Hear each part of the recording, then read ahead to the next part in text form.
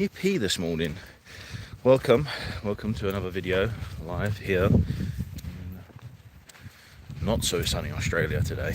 It was raining all day yesterday, and yeah, it's pretty cold and grim. Really just coming up to winter though, so you know, you're gonna have a few of these days here and there. And today I just want to talk to you guys about the Australian culture shock. Yes, that's right. How shocking it is to go from living in one Western country to another. Now, with that said, there are some big differences, obviously, being here. One thing that has shocked me, I say shocked, it's not really shocked me, but one of the things that I've noticed that is definitely different here in Australia, down under, compared to the UK, is that there isn't really much of a class divide. Now, in the UK, there's a massive class divide. You're either poor, middle class, which is slowly going, or filthy rich. And yeah, here in Australia, it doesn't really seem to be, don't get me wrong, you've got poor people, you've got rich people, but on the broader spectrum, it's not quite as divided. Even if you work a regular job, like what I'm doing at the moment in retail, you can still earn a fair wage. Now, this is one of the things that a lot of Australians will tell you is the housing crisis. That's something that is definitely... One second, I'll wait for these cars to pass because they're going to be very noisy.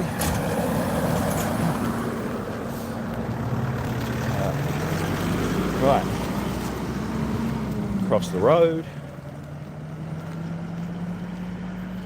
Yep. So, sorry, where was we? Culture shock. Why is it doing that? Well, good morning. Anyway, how you doing? And that's another culture shock in itself. I know there are certain parts of the UK where people will say hello to you, just in passing, but here it's pretty unheard of not to say hello to somebody in passing. Oh, lost my voice. But yeah, one of the things that also has surprised me is actually the weather. Now, it's, I don't know, it's got to be about 8 degrees this morning. It's pretty cold for Australia. It's not, you know, frosty British weather quite yet, but I've heard that you do get it here down in the south. Also, I'm in the southwest, so 3 hours south from Perth. If you're watching me for the first time, then yeah, you'll kind of get to grips with the geography of where I am. And yeah, it's quite seasonal here. Sort of, when you think about moving to Australia, you think, well, it's hot all year round. It is if you go up north, certain places like Darwin. It's sort of a tropical climate, and yeah, you can expect it to sort of not drop below your mid-20s up that way. Whereas here, the winter isn't long, but you still do get your winters. It's like, I don't know, a month, maybe 2 months of sort of drizzly, not freezing, but yeah, definitely drizzly weather. So it's definitely got its seasons, but it's beautiful. With that said, like, look at it here. Oh, sheep over in the field. It's green everywhere. Birds up in the trees, and sun coming through the smog. That's one thing that gets me here as well. Being a bit rural, as I've probably said a million times on my videos, but if you didn't know, quite rural. Everybody's got chimneys, everyone's got fireplaces in their houses here, and in the mornings, after everyone's had their chimneys on all night, it can be quite smoky. A bit like you're walking through a bushfire in the mornings, which is not always fun, but it is what it is. One of the things you get used to. Oh. And even people just driving, they wave at you, even if you don't know them. I mean, I suppose there's a reason for that. There's not many people around here, so you see someone, you kind of can wave at them. In the UK, if you was waving at someone all the time, you'd probably get tired of it very quickly. But anyway, let's have a little look at some of comments, if there is any comments. Any comments this morning? No? Hello? No. Alright, we're all very quiet this morning. I'm going to flip it back because of when the video loads, otherwise it will go all small and horrible. So yeah, culture shocks, moving from the UK to Australia. There are a few. One of the culture shocks for me is the fact that, you know, you don't have to pay council tax if you're renting. I know, right? Whereas in the UK, you do. That's on the landlord to pay the council tax. Who would have thought, that the person that owns the building and is responsible for the upkeep has to pay for the services and the upkeep. So yeah, that's pretty good. I kind of like that idea. Being a renter as well at the moment, that's definitely helpful. Slang. Now, there's a lot of slang that the Aussies use that will confuse you. For example, I've got the shits today. In the UK, that means something totally different to it means here in Oz. If you say you got the shits in the Oz, that means you're a bit pissed off. If you say you got the shits in the UK, that means that you've ate something a bit funny and you're shitting through the eye of a needle. So yeah, there's definitely a difference in some of the slang, and getting used to what people say sometimes can trick you out. There was one the other day, I'm trying to scratch my brain now what it was. It totally threw me. Oh, I was at work. Now, a customer came up to me and asked me, do we do lay-bys? And I said, sorry, what? Do you do lay-bys? Now in the UK, a lay-by means on the side of the road, you know, and there's like a truck stop, or, you know, it's a lay-by. So on the side of the road you can pull over, somewhere safe to stop, have a little break or whatever. But a lay-by here is kind of like finance, if you like. So you go in to the store, you say, right, I want that, can't afford it right now, can you put it by and I'll pay it off on a weekly or monthly basis, and once it's paid off I'll come and collect it. So yeah, that's not something that we do in the UK, and that was quite interesting to realise that the guy wasn't asking me if we were selling roadside stops in a hardware store. But we got there in the end when I asked one of my colleagues, well look, if you can see that, rainbow this morning. Yeah, first Australian rainbow. There we go. Oh, we got some comments. Morning mate from New Zealand again. Apparently I'm the only one awake in the southern hemisphere. Yeah, I know, right? Oh, there is 4 people, it says, watching, so it's all good, mate, it's all good. How is it over there in New Zealand at the moment? Are you your winter starting to draw in, or is it still warm? Yeah, right. So going back to culture shocks. Hot dogs, not really a thing here. I mean, they are if you go into like servos, services, if you're in the UK. Like you can get your hot dogs from there, but like if you're just at a function or you're going to Bunnings or something like that, there's a sausage and a slice of bread. That's right. Nice and simple. Bit of ketchup, sausage, and a bun. Yeah, that took a bit of getting used to. Felt a bit lazy at first, but once you get used to it, you're going to actually makes sense. Like, why do you need such an excess of bread for a little sausage? And yeah, it's growing on me for sure. One second, just got to cross the road.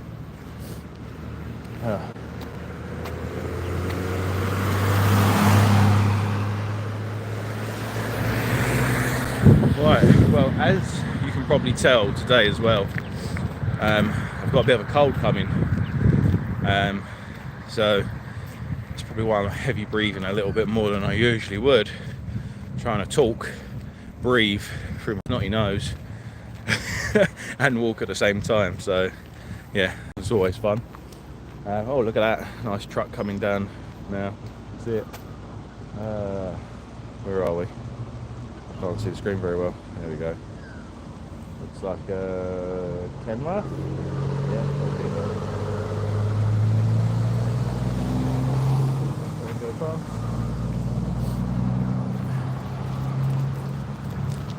Anyway, easily distracted as usual. Let's continue our walk to work. What we say in the comments here. I'll tilt my head because I got you go sideways. It Prayle, 12:30 here in rainy Scotland. Looks like another lovely Aussie day for yourself. What about something bread? Okay, cool. Yeah, 100%. Yeah, yeah, something I've got used to. Like I said, it's not really a lovely day here. I must admit, it's pretty cold this morning. I mean, don't get me wrong, it's not miserable. It stopped raining, which is always good. But yeah, it's pretty cold. It's definitely not shorts weather, that's for sure. I can barely talk because I'm all congested. Oh, blimey. Look at that, guys. 1 second. We've got a double rainbow. That's pretty cool, isn't it? That's a really bright one as well. I don't know if the camera's doing it much justice, but that's pretty amazing. You can fully see it going all the way over behind those trees. Look at that. I'm not usually that impressed by rainbows, but back to the video, because I am so easily distracted. I am like a kangaroo. And that's another culture shock, kangaroos. Yeah, obviously I knew they were here. Obviously I knew there was a lot of them. I didn't realise how dumb they were. They will literally just jump out in front of your car, especially at night if you've got the lights on. They're like the old saying, a deer in the headlights. Yeah, they are attracted to the lights, I don't know, I guess. And they will absolutely wreck your car if you hit one. Be fortunate, touch wood, so far that I haven't hit one. I had a couple of scares and like jumping across the road and sliding across, just narrowly missing death. And they say cats have 9 lives, so I reckon kangaroos must do as well, because the things are absolutely insane. So fast as well. Like, you literally see them in a field off in the distance and think, oh, that's not a problem, they're miles away. And then the next minute they've just dashed across the fucking field and they're hopping across in front of your windscreen before you know it. So yeah, if you are moving here, do be aware when you are driving. If you see a kangaroo and you think it looks too far away, it's probably not. And emus as well. If you think kangaroos are stupid, emus are another level. They will literally run out in front of you and then start running in front of your car, just in a straight line as you follow behind them. So yeah, you can literally be behind them for like, I don't know, good 500 meters. They just run in a straight line as you're just sort of trotting along behind them at a slow, steady pace. And the next thing you know, they finally figure it out and they dart off in a different direction. It is, it's almost comical. But yeah, that's one thing you gotta get used to. I mean, in the UK you have similar things. Obviously, foxes love to run out in front of the road. You get foxes here too as well, but I've not really seen any, if I'm honest. I know they're here. I've seen a few dead ones on the side of the road, but I think they're a bit more elusive, especially being rural. People are a little bit less forgiving with foxes around here. Maybe if you go to the cities, it's similar to the UK, where they are a little bit more accepting of foxes. But yeah, maybe with the farmers and stuff, and everyone having chickens around here, they probably don't do too well in these kind of settings. And most farmers around here, well, not most, but some farmers around here will have guns. So yeah, there's a good chance that they're going to be picked off if they hang around people for too long. Yeah, what other culture shocks do we have? So this is a live video, guys and girls, and whatever else you are. It's that day and age now. So yeah, this is going to be a bit, all over there. There's no editing to this one. It's just literally me walking to work, having a chat with you guys, and yeah, telling you about the different culture shocks that I found. One of the big culture shocks, I guess, from moving here is the food. I mean, I covered this in my last video, so I'm not going to go on too much about it, but I thought that it would be a bit more, I don't know, a bit more Americanized, I suppose, with the food chains. And it probably is in the cities, but where I am, it's not. There's not a McDonald's for 2 hours. I have to go drive for 2 hours if I want a McDonald's or a KFC or a Burger King. So yeah, there's other places in town. One called Chicken Treat. It's alright. No, yeah, not a massive fan.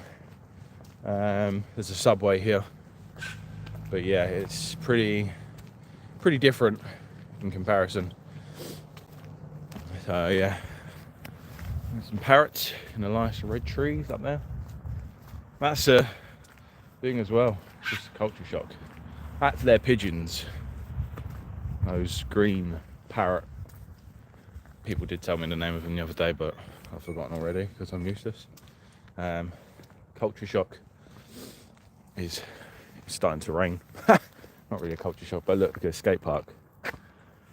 Full-on skate park. Such a small population. A town with 3,000 people in. Yeah, it's literally got a massive skate park. My phone just told me that my Reggio's due soon, so I better make a note of that when I finish this video. There's a difference there for you, Reggio. In the UK, you have road tax, and I guess Reggio is kind of similar, but not, because you can drive around with just having a Reggio, which is basically insurance and kind of your road tax, if you like. In terms of how much it costs you, I'd say it's cheaper than road tax. What is it? I don't know actually. Nah, it's probably a little bit more expensive, but like I say, it does cover you for your insurance as well. But it is recommended that you get private insurance, if you like, a bit like you would in the UK. But yeah, like I say, if you can't afford full insurance and you need to put it off, you're not driving around illegally. It just means if you do have an accident, you're probably covered for all other than the other person, you know, being able to make a claim. So yeah, it's not recommended to drive around with just your rego and no insurance. Oh, right. I've really struggled with this video. I don't know if you can tell, being congested, but I'll probably leave it at that for today, guys. I'm almost at work, and yeah, it's been nice. Thanks for joining me. If it's the first time you've watched any of my videos, then head over to It Prayle, subscribe, like, and all that good stuff, and I shall see you guys on the next one. I'll quickly read these comments before I shoot off because I'm not rude. I'm just going to flip you. Here we go. Yep. Looks very bright. Yep, it was very bright. We're hitting a red deer, a stag. Please try and get an emu in one of your videos, man. It'd be awesome to see a wild one. I've got videos of emus. Just literally, I went to a calf. There's a place along here called Donnelly River, and they're literally like you literally sit inside like a fenced off bit, and you just have kangaroos and emus literally the other side of the fence, and you can just feed them. They sell like the feed for them inside the calf. Yeah, I can certainly upload one of them. What is traditional Aussie food? There's such a thing even. Have a good one, man. Yeah, so traditional Aussie food would be like I don't want to butcher this because I'll probably get a lot of jit from Aussies, but traditional on your day-to-day kind of junk food, Aussie food, let's say, would be like a meat pie, a sausage roll. But if you go and eat at a restaurant, like, they're quite into like the sourdoughs, smashed avocado, so you can get like some really good healthy food. Depends what you like, but there's also the other extreme, like I say, with the sausage rolls, the pies, the really unhealthy food. You know, you've thrown me there, because what is a traditional Aussie food?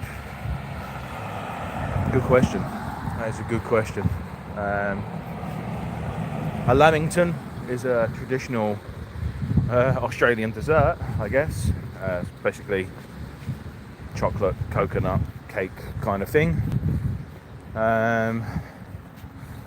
Yeah, I don't know. Anyway, I'm at work now. Thanks for watching, guys. See you on the next one. Bye.